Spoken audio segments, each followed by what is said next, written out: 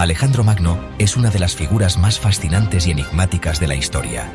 Su vida estuvo marcada por conquistas espectaculares, una ambición desmedida y un carisma que lo llevó a ser adorado por sus seguidores y temido por sus enemigos. En tan solo 13 años, logró forjar el imperio más grande del mundo conocido, llevando la cultura helénica desde Grecia hasta la India. Su historia es una mezcla de estrategia militar, romance, traiciones y un trágico final. Alejandro nació el 20 de julio del 356 a.C. en Pella, la capital del reino de Macedonia. Fue hijo del rey Filipo II y de Olimpia de Epiro, una mujer ambiciosa y profundamente devota de los cultos místicos. Según la leyenda, su madre decía que Alejandro era hijo de Zeus, lo que alimentó su creencia de que tenía un destino divino. Desde pequeño, Alejandro mostró un talento excepcional. Fue educado por el famoso filósofo Aristóteles, quien le inculcó conocimientos en filosofía, ciencias, literatura y política. Además, recibió entrenamiento militar desde temprana edad, aprendiendo el arte de la guerra bajo la tutela de los generales macedonios. Una anécdota famosa de su juventud es la doma del caballo bucéfalo, un animal salvaje que nadie podía montar. Alejandro, con apenas 12 años, lo controló al darse cuenta de que el caballo tenía miedo de su propia sombra. Este acto asombró a su padre, quien le dijo: «Hijo mío, debes buscarte un reino más grande, pues Macedonia es demasiado pequeña para ti». A los 16 años, Alejandro ya tenía experiencia en el campo de batalla. Cuando su padre salió de campaña, le dejó el gobierno de Macedonia, y el joven príncipe sofocó una rebelión con gran eficacia. A los 18, participó en la batalla de Queronea, en el 338 a.C., donde lideró la caballería y ayudó a derrotar a la coalición de Atenas y Tebas. Sin embargo, la relación con su padre era tensa. Filipo II se volvió a casar con Cleopatra Eurídice, lo que amenazaba la posición de Alejandro como heredero. En el 336 a.C., Filipo fue asesinado en circunstancias misteriosas y Alejandro fue proclamado rey a los 20 años. Apenas asumió el trono, Alejandro enfrentó desafíos internos y externos.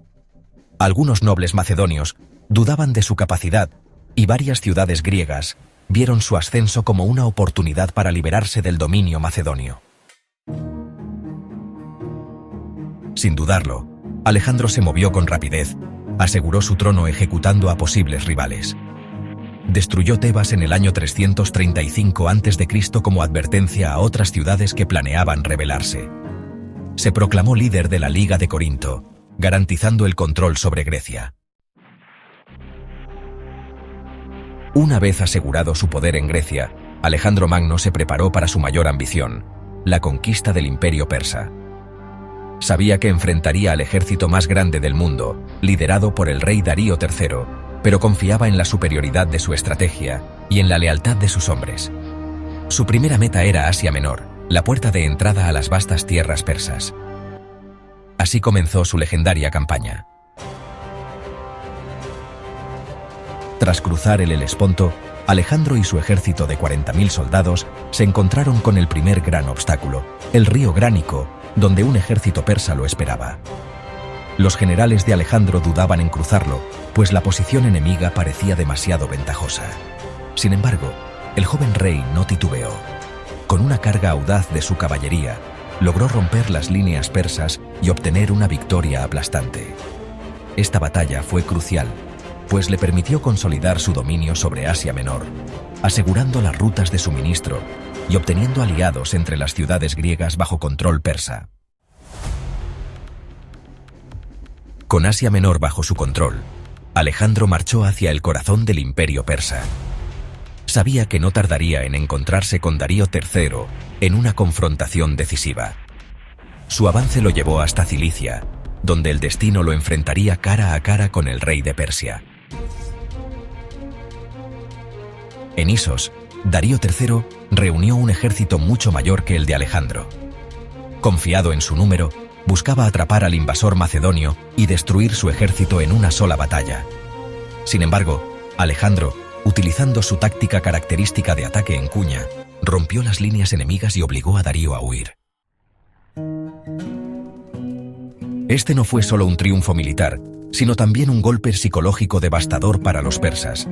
Darío III dejó atrás su campamento, su tesoro y a su familia, que fue capturada por Alejandro.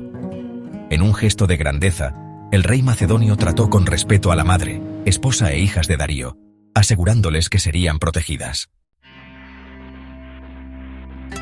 Antes de seguir su persecución del monarca persa, Alejandro desvió su atención hacia el sur, donde las ricas ciudades fenicias y Egipto aún estaban bajo dominio persa. Para asegurar su flanco y controlar las rutas marítimas, decidió primero tomar estas regiones estratégicas. La toma de Tiro y Gaza fueron dos de los asedios más épicos de su campaña. Tiro, una ciudad-isla, resistió durante 7 meses, pero Alejandro, con una combinación de astucia y perseverancia, construyó un camino artificial hasta la isla y la conquistó. Luego, en Gaza, sufrió una herida grave en el hombro, pero finalmente también logró someter la ciudad. Con estas victorias, Egipto quedó a su merced. Al llegar, fue recibido como un libertador, pues los egipcios detestaban el dominio persa. En Menfis, fue proclamado faraón y posteriormente viajó al oráculo de Amón en el oasis de Siwa. Allí, los sacerdotes le dijeron algo que marcó su destino. Era el hijo de Zeus. Desde ese momento, Alejandro creyó firmemente en su papel divino. En Egipto fundó la legendaria Alejandría, ciudad que se convertiría en el centro cultural y comercial del mundo helénico. Pero su gran misión aún no había terminado. Su verdadero enemigo, Darío III, seguía libre y reunía un nuevo ejército. Para Alejandro el próximo paso era claro: la conquista total de Persia. Alejandro dejó Egipto y marchó hacia el este, donde Darío III había reunido una fuerza gigantesca en las llanuras de Gaugamela. Esta sería la batalla más decisiva de toda la campaña. El ejército persa era numéricamente muy superior y contaba con carros de guerra y elefantes, pero Alejandro confiaba en su estrategia. Durante la batalla, simuló una retirada en uno de sus flancos, lo que obligó a los persas a romper su formación. En el momento preciso, lanzó un ataque directo hacia el centro del ejército enemigo, buscando a Darío. Una vez más, el rey persa entró en pánico y huyó, dejando a su ejército en el caos. Con esta victoria, Alejandro entró en Babilonia, Susa y Persépolis, las grandes capitales persas. En un acto simbólico, ordenó incendiar el palacio de Persépolis, vengando así la destrucción de Atenas por los persas 150 años antes. Pero Alejandro no se detuvo.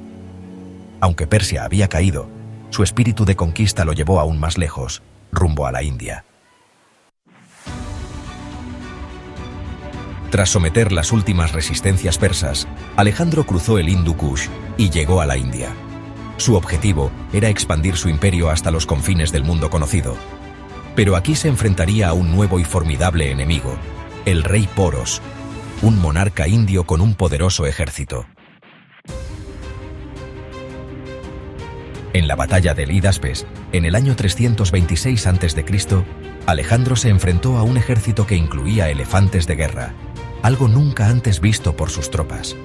A pesar de la dificultad, utilizó su experiencia en tácticas de combate y logró la victoria. Sin embargo, quedó impresionado por el valor de Poros y lo dejó gobernar su reino bajo su autoridad. Alejandro estaba listo para seguir adelante, pero sus soldados no. Llevaban 10 años de campañas ininterrumpidas, luchando en tierras desconocidas y cada vez más lejos de su hogar.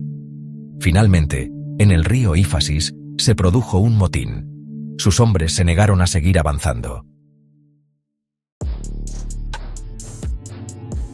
A regañadientes, Alejandro aceptó regresar.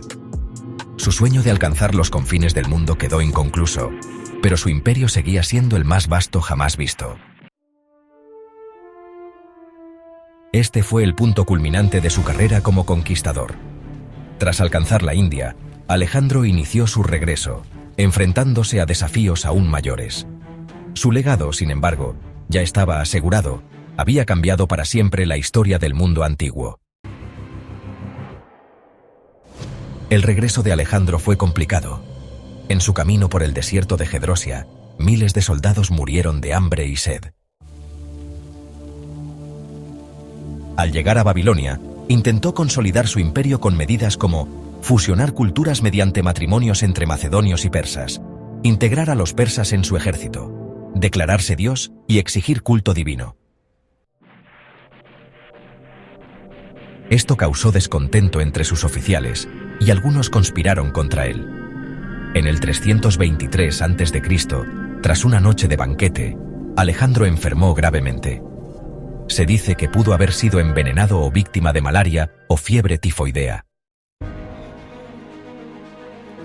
Murió el 10 de junio del 323 a.C. a los 32 años, sin haber nombrado un heredero claro.